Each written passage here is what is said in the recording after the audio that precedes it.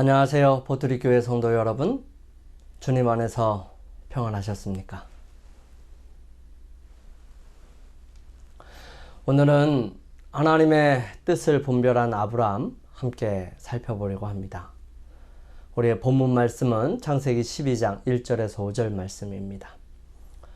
여호와께서 아브라함에게 이르시되 너는 너희 본토 친척 아비집을 떠나 내가 내게 지시할 땅으로 가라. 내가 너로 큰 민족을 이루고 내게 복을 주어 내 이름을 창대케 하리니 너는 복의 근원이 될지라. 너를 축복하는 자에게는 내가 복을 내리고 너를 저주하는 자에게는 내가 저주하리니 땅의 모든 족속이 너를 인하여 복을 얻을 것이니라 하신지라. 이에 아브라함이 여호와의 말씀을 쫓아갔고 롯도 그와 함께 갔으며 아브라함이 하란을 떠날 때에 그 나이 75세였더라. 아브라함이 그 아내 사레와 조카 롯과 하란에서 모은 모든 소유와 얻은 사람들을 이끌고 가나안 땅으로 가려고 떠나서 마침내 가나안 땅에 들어갔더라. 아브라함은 우리가 믿음의 조상이라고까지 말하는 너무 잘 알려진 사람입니다. 우리가 가져야 할 믿음이 어떤 것인지를 아브라함을 통해서 우리는 그의 믿음에 대해 살피므로 우리의 믿음을 점검해 보기도 합니다. 하지만 아브라함이 어떻게 그가 그 믿음을 행사할 수 있었는지에 대해서는 관심을 가지지 못했던 것 같습니다. 우리는 하나님께로부터 직접 말씀을 듣지 않았다면 음성이 아닌 다른 어떤 것으로 그가 분명히 하나님의 음성을 알아들었다는 것을 의미하는데 우리는 그것에 집중해서 함께 살펴보기를 원합니다. 성경은 모세 외에 하나님께서 직접 만나거나 그분의 음성을 듣지는 않았던 것 같습니다. 우리가 함께 인정해야 할 부분은 하나님의 음성은 분명합니다. 하지만 그 음성을 분명하게 알아듣는 것은 별개의 문제라는 것입니다. 같이 들었어도 그 부분을 분명하게 이해하는 사람들은 그리 많지 않다는 사실에 우리는 조금은 주의가 필요하지 않나 하는 생각이 듭니다. 오늘은 아브라함이 인식했던 하나님의 음성, 그분의 뜻을 알아듣는 것이 무엇을 의미하는지를 함께 살펴보기를 원합니다. 믿음의 발자취 6번째 시간으로 하나님의 뜻을 분별한 아브라함을 함께 살펴보겠습니다. 하나님의 크신 축복과 은혜가 우리 모두에게 함께 하시기를 주님의 이름으로 축원합니다. 아브라함에게 하나님께서는 끊임없이 말씀하셨을 것입니다. 여호와께서 아브라함에게 이르시되 너는 너의 본토 친척 아비집을 떠나 내가 내게 지시할 땅으로 가라. 내가 너로 큰 민족을 이루고 내게 복을 주어 내 이름을 창대케 하리니 너는 복의 근원이 될지라. 너를 축복하는 자에게는 내가 복을 내리고 너를 저주하는 자에게는 내가 저주하리니 땅의 모든 족속이 너를 인하여 복을 얻을 것이니라 하신지라. 하나님께서 사람에게 말씀하시는 방법은 옛날이나 지금이나 크게 다르지 않는 것 같습니다. 하나님께서는 우리 사람들에게 하나님의 음성을 들을 수 있는 안테나를 주셨습니다. 그래서 하나님을 믿든 믿지 않든 상관없이 그들의 오감과 생각과 느낌을 통해서 하나님의 말씀을 인식하게 되고 경험하게 되는 것입니다. 하지만 안테나가 무뎌지고 그것을 받아들이는 우리의 마음과 생각이 그것을 인식하지 못하기 때문에 그 수없는 하나님의 분명한 말씀을 알아듣지도 깨닫지도 못하는 것입니다. 그러면 하나님께서는 무엇을 통하여 어떻게 말씀하시고 계시는지 살펴보겠습니다. 첫 번째는 천연계를 통해서 말씀하십니다. 창세로부터 그의 보이지 아니하는 것들 곧 그의 영원한 능력과 신성이 그 만드신 만물에 분명히 보여 알게 되나니 그러므로 저희가 핑계치 못할지니라. 하나님께서는 당신을 세상에 존재하는 그분의 창조물에 분명하게 새겨 놓으셨다는 사실입니다. 그러므로 자세히 관찰하기만 해도 하나님의 능력과 그분의 신성을 느낄 수 있고요. 그 천연계를 통해서 우리에게 말씀하신다고 하십니다. 가끔은 천연계의 여러 모습들 속에서 우리는 하나님의 예언의 성취를 보고 이루어지는 현상들을 통해서 우리는 하나님의 일하심을 바라보게 됩니다. 무지개는 하나님의 온 인류를 향한 물로 온 세상을 멸망시키지 않으시겠다는 약속을 나타냅니다.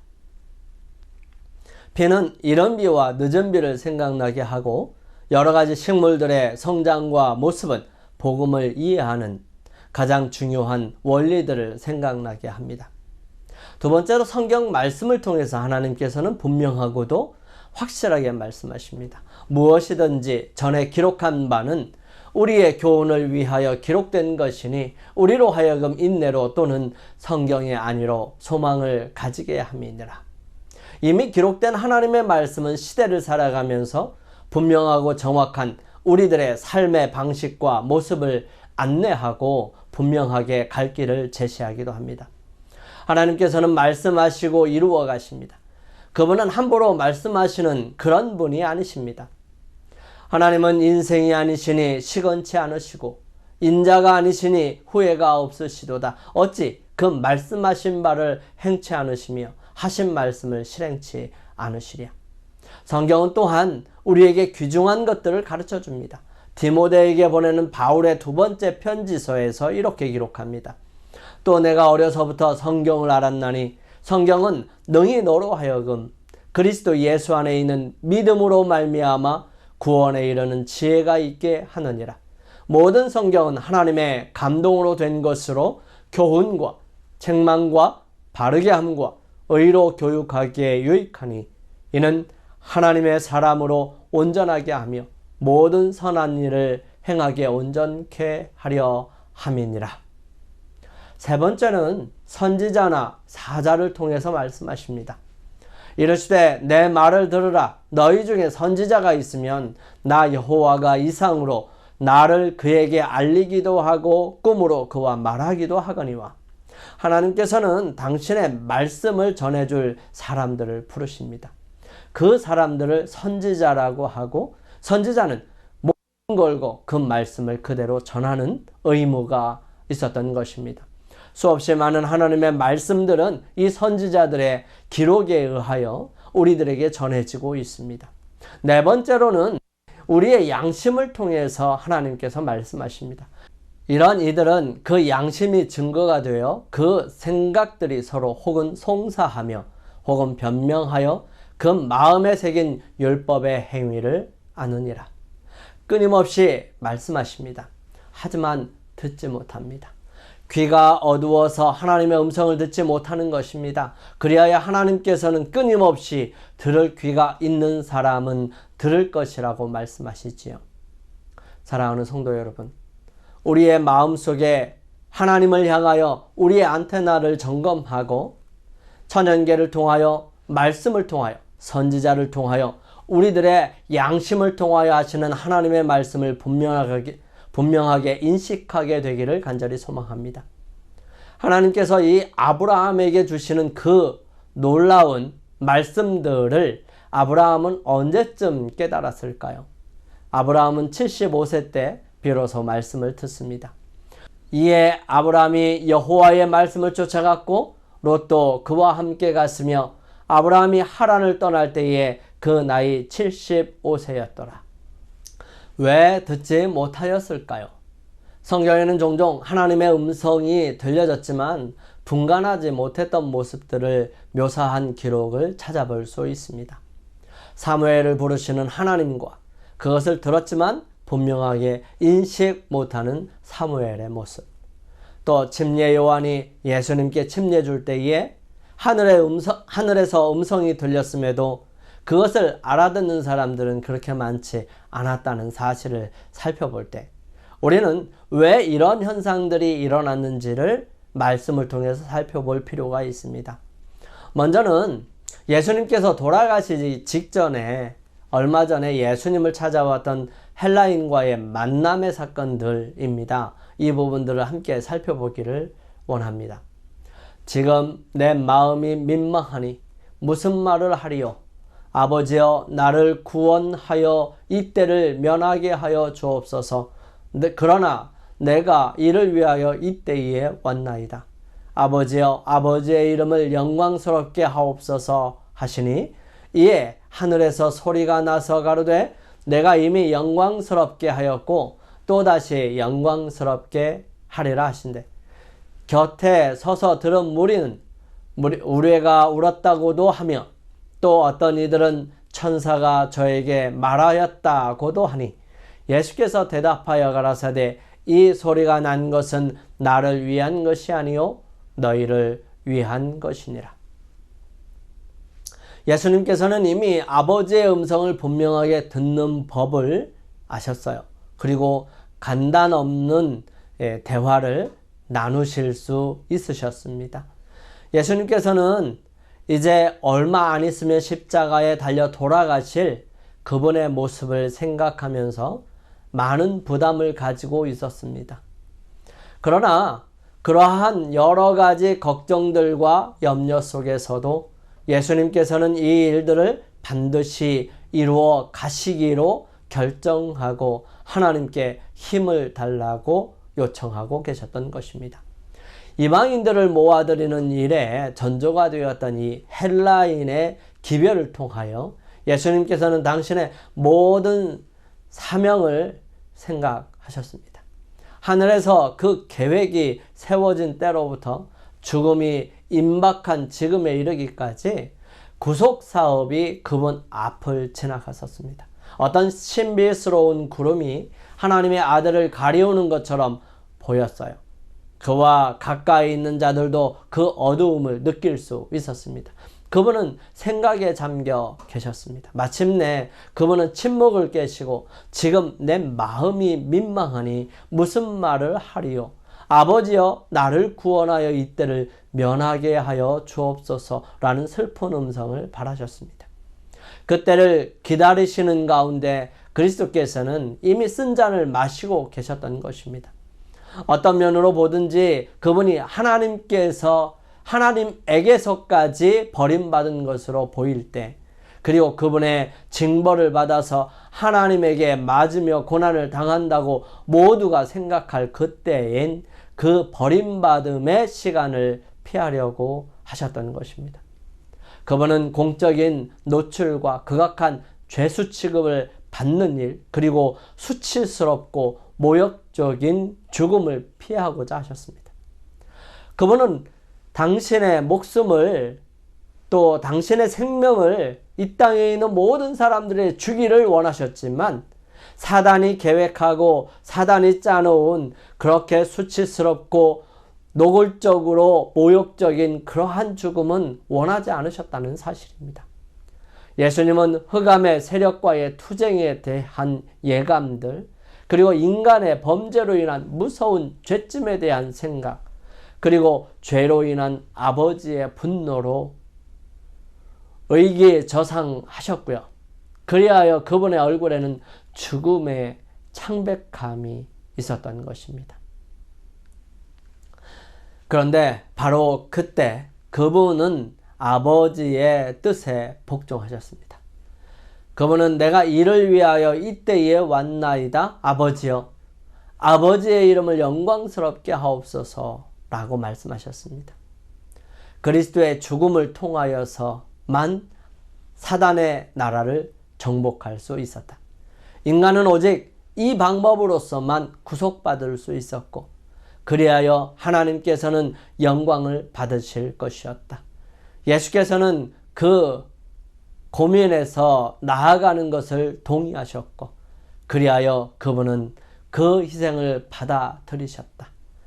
하늘의 임금님께서 죄짐을 지는 자로서 고통을 받기로 동의하셨다. 분명하게 알아듣지 못했지만 그 음성은 내가 이미 영광스럽게 하였고 또다시 영광스럽게 하리라 라고 하였던 음성이었습니다. 음성이 들렸을 때에 구름 속에서 빛이 반사되고 그리스도를 둘렀는데요. 마치 무한한 능력의 팔이 불꽃의 장벽이 되어서 그분의 주위를 두른 것처럼 보였던 것입니다. 백성들은 두려움과 놀라움으로 이 장면을 바라보았습니다. 아무도 감히 말하지 못했지요. 입을 다물고 숨을 죽인 채 모든 사람은 눈길을 예수님께 고정시키고 서 있었습니다. 하늘 아버지께서 증언하실 때 구름은 피어올랐다가 흩어졌습니다. 이때 아버지와 아들 사이의 가시적인 교제는 끝났던 것입니다. 두 번째는 동굴 속에서 들린 세미한 음성을 들은 엘리야, 함께 살펴보겠습니다. 여호와께서 가라사대 너는 나가서 여호와 앞에서 산에 섰으라 하시더니 여호와께서 지나가시는데 여호와의 앞에 크고 강한 바람이 산을 가르고 바위를 부수나 바람 가운데 여호와께서 계시지 아니하며 바람 후에 지진이 있으나 지진 가운데도 여호와께서 계시지 아니하며 또 지진 후에 불이 있으나 불 가운데도 여호와께서 계시지 아니하더니 불 후에 세미한 소리가 있는지라 엘리야가 듣고 겉옷으로 얼굴을 가리우고 나아가 굴 어귀에 섬에 소리가 있어 저에게 임하여 가라사대 엘리야야 내가 어찌하여 여기 있느냐.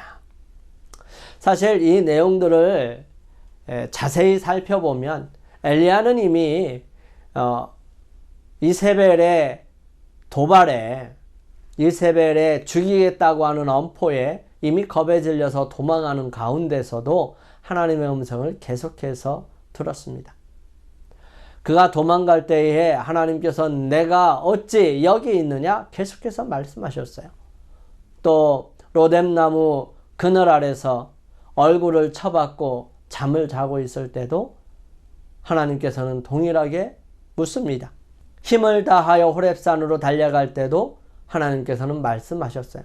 이런 여러 가지 말씀들에 대하여 확신을 언제 가졌냐 하면 바로 세미한 음성을 들을 때 가졌던 것입니다. 엘리야는 갈멜산에서 하나님께서 분명하게 불을 내려주셔서 응답하셨음을 보았고요. 비를 내려주셨음을 경험하고 체험했음에도 불구하고 바알신과 아세라를 위한 제사장 850명을 죽인 것처럼 죽이겠다는 이세벨의 말에 무서워서 도망하여 호렙산까지 달려왔던 것입니다. 이때 하나님께서 그와 함께 하심을 보여주시면서 가장 가까이에 계시는 소리를 듣게 하십니다. 그 목적을 영감의 말씀은 이렇게 표현하죠. 하나님께서는 거룩한 능력을 힘있게 나타냄으로써가 아니요 세미한 음성으로 자신을 당신의 종에게 나타내시기로 선택하셨다. 하나님께서는 당신의 목적을 가장 성공적으로 성취시키는 것은 언제나 최대의 시위 운동을 하는 것만이 아님을 엘리야에게 가르치고자 하셨다. 영혼들로 죄를 깨닫고 회개하도록 하는 것은 항상 가장 해박한 하나님의 진리를 드러냄으로써 되는 것이 아니다. 사람들의 마음을 감동시키는 것은 웅변이나 논리가 아니요 성령의 아름다운 감화로 말미암는 것이다. 성령의 감화는 조용하고 분명하게 성품을 변화시키고 향상시킨다. 하나님의 성령의 세미한 소리가 마음을 변화시키는 능력을 가졌다. 세 번째는 사도 바울에게 말씀하시는 음성입니다. 사도행전 9장에는 이런 말씀이 기록되어 있어요. 대답하되 주여 니시오니이까 가라사대 나는 내가 핍박하는 예수라. 내가 일어나 성으로 들어가라. 행할 것을 내게 이를 자가 있느니라 하시니 같이 갔던 사람들은 소리만 듣고 아무것도 보지 못하여 말을 못하고 섰더라. 사도 바울은 부름을 받기 전에 그는 하나님께 열심히 있었고요. 그의 모습이 하나님을 섬기는 예였습니다. 그들은 사람을 죽이고 재산을 몰수하는 일이 당연한 일이고 특권이라고 생각했습니다. 하지만 하나님께서는 그것은 그분을 핍박하는 것이라고 설명하십니다. 사도 바울은 때의 큰 변화의 전환점으로 다메섹에서 완전히 다른 사람이 된 것입니다. 함께 간 동료들은 변화된 사실에 대하여 성경은 언급하지 않습니다. 같은 시간에 같은 경험을 하였지만 그 음성을 분명하게 들었던 바울은 사도 바울로 변화되었지만 그 음성을 분별하지 못한 사람들은 변화되지 못한 것입니다. 무슨 차이가 있어서 그럴까요? 영적인 것은 영적으로라야 분별하기 때문입니다. 고린도전서 2장 14절은 육에 속한 사람은 하나님의 성령의 일을 받지 아니하나니 저희에게는 미련하게 보이며 또 깨닫지도 못하나니 이런 일은 영적으로라야 분별함이니라. 아브라함은 영적인 분명한 분별력이 바로 이때에 깨닫게 된 것이고요. 그것을 듣고서 순종하기 위해 일어선 것입니다. 그는 갈 바를 알지 못하지만 믿음으로 순종하여 떠났던 것입니다. 그러므로 우리는 아브라함처럼 그 말씀을 분명하게 듣기까지 연습이 필요합니다. 이것이 경건의 연습이지요. 디모데전서 4장 7절은 망령되고 허탄한 신화를 버리고 오직 경건에 이르기를 연습하라. 육체의 연습은 약간의 유익이 있으나 경건은 범사에 유익하니 금생과 내생의 약속이 있느니라. 이 경건은 하나님의 음성을 듣는 것이고요. 그것은 듣고자 하는 하나님에 대해 아는 사람들에게입니다. 베드로는 다음과 같이 기록합니다. 그의 신기한 능력으로 생명과 경건에 속한 모든 것을 우리에게 주셨으니 이는 자기의 영광과 덕으로서 우리를 부르신 자를 알므로 말미암음이라. 사랑하는 성도 여러분, 우리는 무엇이 하나님의 음성인지, 내 생각인지, 사단이 주는 생각인지, 내가 스스로 만들어낸 공상이나 익숙한 학습된 결과인지를 분명하게 구별할 수 없을 때가 많습니다. 하지만 그 근원은 분명하게 우리로 구분할 수 있도록 해줍니다. 우리가 분명한 영적 분별력을 갖기 위해서는 그 말씀하시는 하나님에 대해 분명하게 알 필요가 있습니다. 그럴 때에 그 분별력은 생기게 되는 것입니다. 마치 여러 어린이들 소리들 속에서 자기 아이의 울음소리를 분명하게 알아듣는 엄마처럼 말입니다. 세 번째, 아브람은 마침내 들은 말씀에 순종하지요.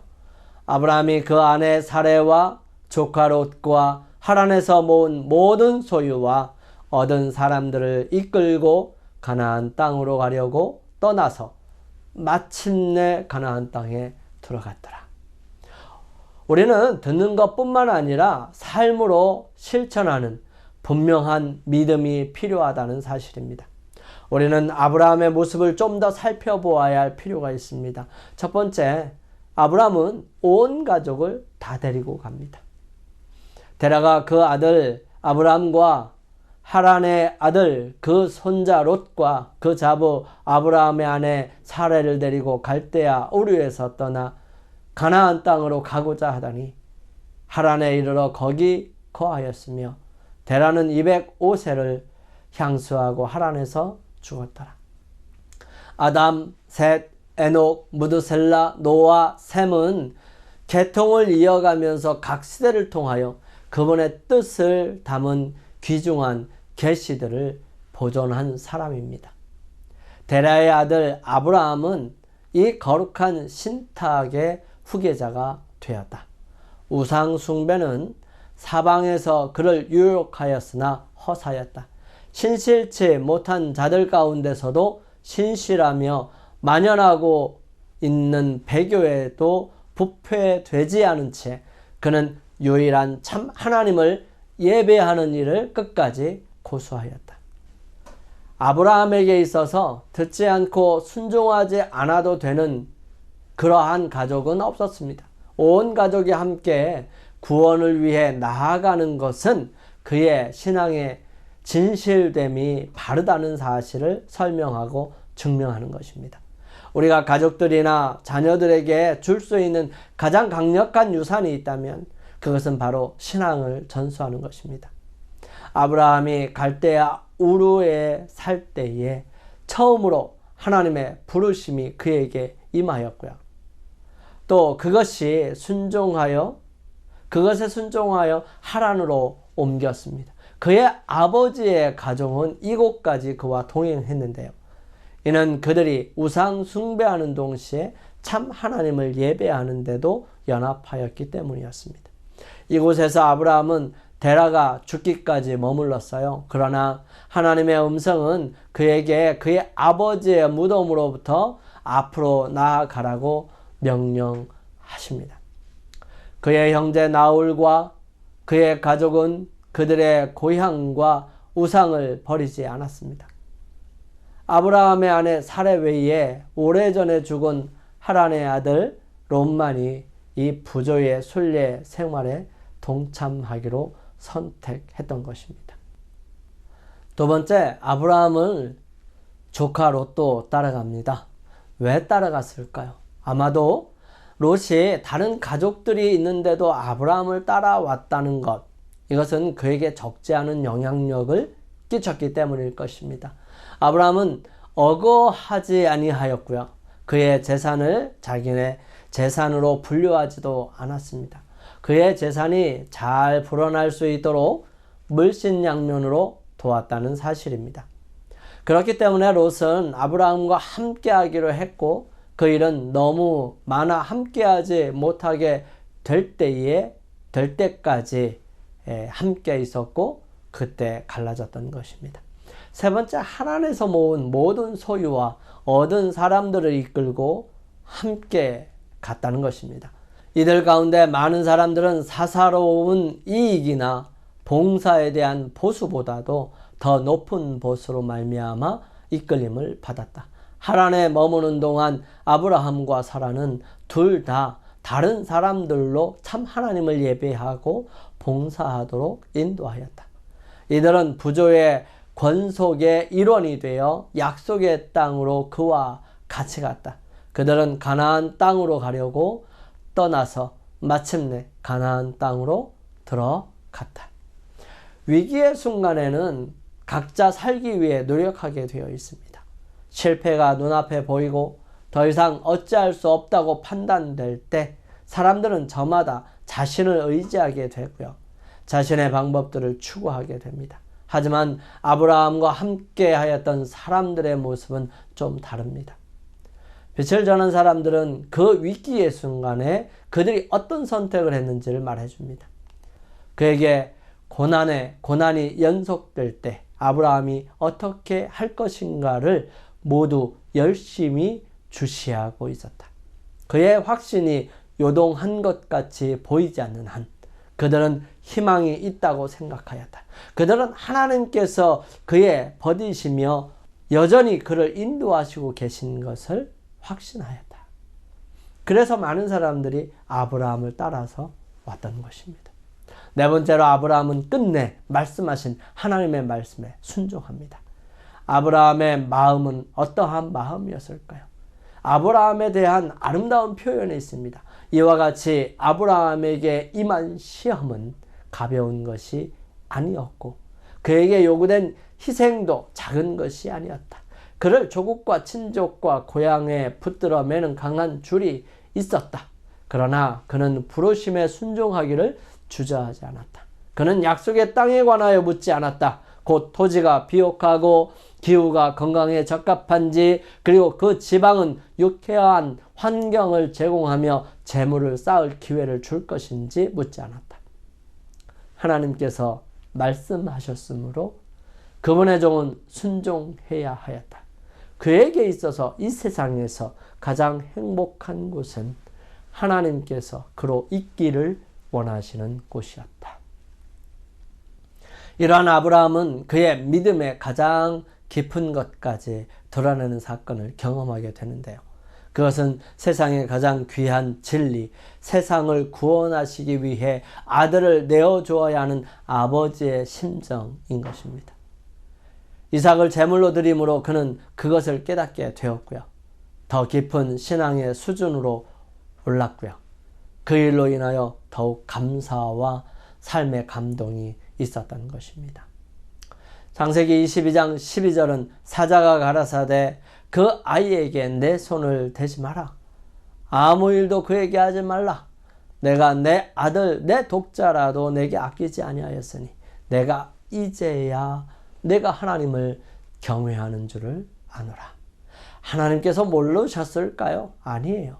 하나님께서 이 아브라함이 언제나 어떤 곳에나 가장 위기의 순간에도 하나님을 사랑하고 그분께 경배를 드렸고 온전한 순종을 마다하지 않았다는 사실을 증명한 것입니다. 이러한 경험은 아브라함만 가졌던 것은 아닙니다.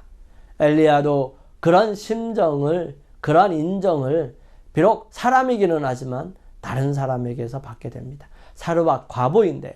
사르밧 과부에게 지울 수 없는 과거가 있었던 것 같습니다. 그것은 마땅히 벌을 받아야 하는 것이라고 생각할 만큼 무거운 것이었던 겁니다. 하지만 그럼에도 불구하고 믿을 때 은혜 베풀어 주시기를 원하시는 하나님의 모습을 엘리야를 통해서 보게 되었고요. 그렇게 경험한 이 여인은 죽은 아들을 살려주시는 하나님을 바라보게 됩니다. 그러므로 그 하나님을 섬기고 말씀을 전하는 선지자로서의 엘리야를 더욱 신뢰하게 된 것입니다. 여인이 엘리야에게 이르되 내가 이제야 당신은 하나님의 사람이시요 당신의 입에 있는 여호와의 말씀이 진실한 줄을 아노라 하니라. 사랑하는 성도 여러분, 아브라함은 믿음의 조상으로 알려졌습니다. 믿음의 조상으로서 우리가 살펴보고 우리의 삶에 가져야 할 삶의 자세와 믿음의 발자취들은 하나님의 말씀을 분명하게 분별하여 알아듣는 것입니다. 또한 들었을 뿐만 아니라 들은 즉시 순종하여 갈 바를 알지 못하지만 명령에 순종합니다. 자신의 전부를 잃을 수 있음에도 불구하고 하나님의 음성에 순종하는 길을 선택한 것입니다. 그리고 마침내 이룬 것이지요. 이룰 때까지 쉬지 않고 끊임없이 그 일을 위해 할 수 있는 최선을 다하며 이루어 갑니다. 우리의 삶이 이러한 모습을 간직해야 하지 않을까요? 우리 이렇게 되기를 간절히 소망합니다. 우리 소망하시면서 각자 결심하시며 개인 기도하시도록 하겠습니다.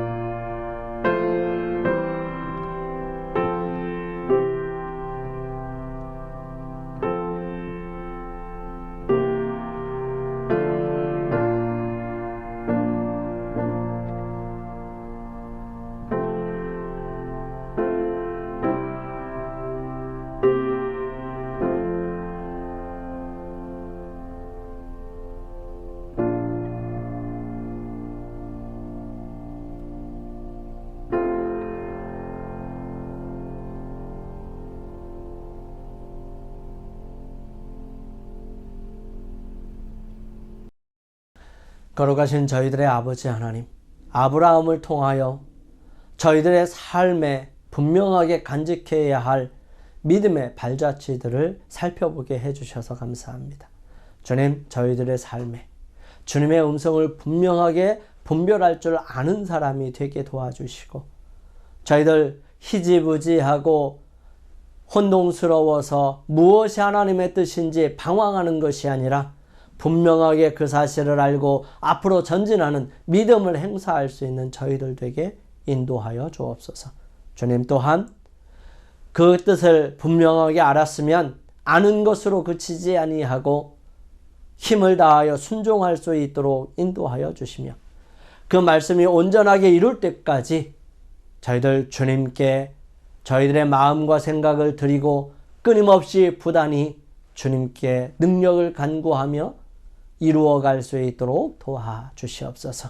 그러므로 주님께서 저희들에게 허락하신 그 모든 일들이 이루어질 때까지 끝까지 주님과 함께하는 저희들 되게 도와주시옵기를 저희들을 사랑하시는 예수님의 이름으로 간절히 기도드립니다. 아멘.